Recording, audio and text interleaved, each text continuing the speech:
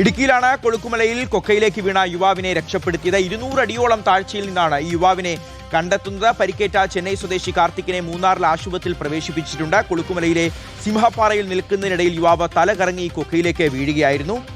ദൃശ്യങ്ങളൊന്നും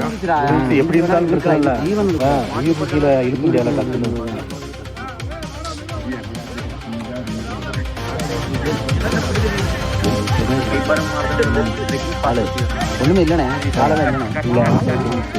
மேல ஒரு ஹிந்திக்காரன் இன்னும் ஒரு கீழே 2 சவுண்ட் வந்து விட்டுருக்கான். அது பிறகு அங்க போய் பிறகு அவர்ல രാഹുൽ സുരേഷ് വിവരങ്ങൾ നൽകും. രാഹുൽ, അത്രയേറെ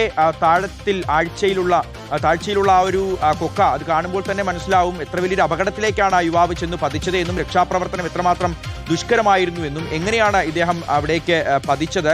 പെട്ടെന്ന് തന്നെ ആളുകൾക്ക് രക്ഷാപ്രവർത്തനം നടത്താൻ സാധിച്ചോ? ഇദ്ദേഹത്തിന് കാര്യമായി തന്നെ പരിക്കുണ്ടോ? 200 അടി താഴ്ചയിൽ നിന്നാണ് ഇയാളെ പൊക്കിയെടുത്തുകൊണ്ട് വരുന്നത്.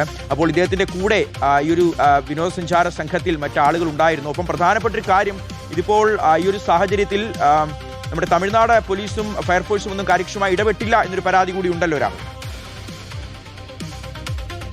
കൊളുക്കുമലയിലെ സിംഹപ്പാറയിൽ നിന്നും ഇന്ന് രാവിലെയാണ് ചെന്നൈ സ്വദേശിയായിട്ടുള്ള കാർത്തിക് ഈ കൊക്കയിലേക്ക് വീഴുന്നത്. തലകറങ്ങി താഴേക്ക് വീഴുകയായിരുന്നു. ഏതാണ്ട് 200 അടിയിലധികം താഴ്ചയുള്ള കൊക്കയിലേക്കാണ് യുവാവ് വീണത്. രക്ഷാപ്രവർത്തനം അതീവ ദുഷ്കരമായിരുന്നു. കാരണം പുല്ലിലൂടെ പിടിച്ച് അതീവ സാവധാനമാണ് താഴേക്ക് ഇറങ്ങാനായത്.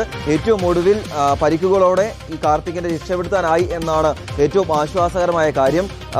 ഈ കൊളുക്കുമല ഇരിക്കുന്നത് കേരളത്തിലാണെങ്കിലും ഈ യുവാവ് പതിച്ച മേഖല എന്ന് പറയുന്നത് തമിഴ്നാടായിരുന്നു.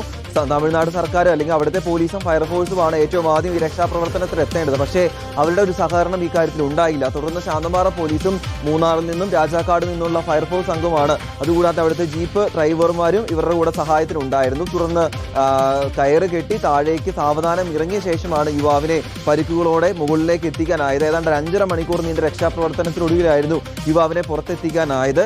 യുവാവിന് 2 കൈകൾ ഒടിഞ്ഞിട്ടുണ്ട്. കൂടാതെ ശരീരമാസകലം പരിക്കേൽക്കുകയും ചെയ്തിട്ടുണ്ട്. മൂന്നാറിലെ ആശുപത്രിയിൽ എത്തിച്ച് പ്രാഥമിക ചികിത്സ നൽകിയ ശേഷം തേനി മെഡിക്കൽ കോളേജിലേക്ക് ചെന്നൈ സ്വദേശിയായിട്ടുള്ള കാർത്തികിനെ മാറ്റി എന്നാണ് ഏറ്റവും ഒടുവിൽ നമുക്ക് ലഭ്യമാവുന്ന വിവരം. കഴിഞ്ഞ ദിവസം ഏതാണ്ട് 1 മാസം മുമ്പും ഇതേ പ്രദേശത്ത് നിന്നും ഒരു യുവാവ് താഴേക്ക് എടുത്തു ചാടുകയായിരുന്നു ചെയ്തത്. അന്ന് ആത്മഹത്യാ ശ്രമമായിരുന്നു.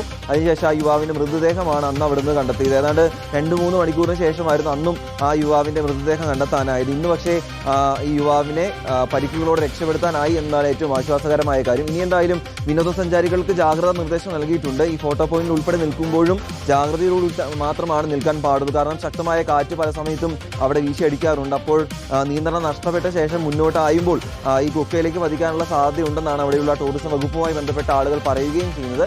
എന്തായാലും ഇന്ന് രാവിലെ ഉണ്ടായ ഒരു ഞെട്ടിപ്പിക്കുന്ന സംഭവമായിരുന്നു. അതിന് ഏറ്റവും ഒടുവിലാണ് 5 മണിക്കൂർ നീണ്ട രക്ഷാപ്രവർത്തനം ഒടുവിൽ യുവാവിനെ രക്ഷപ്പെടുത്താനായി എന്നതാണ് ആശ്വാസകരമായ കാര്യം.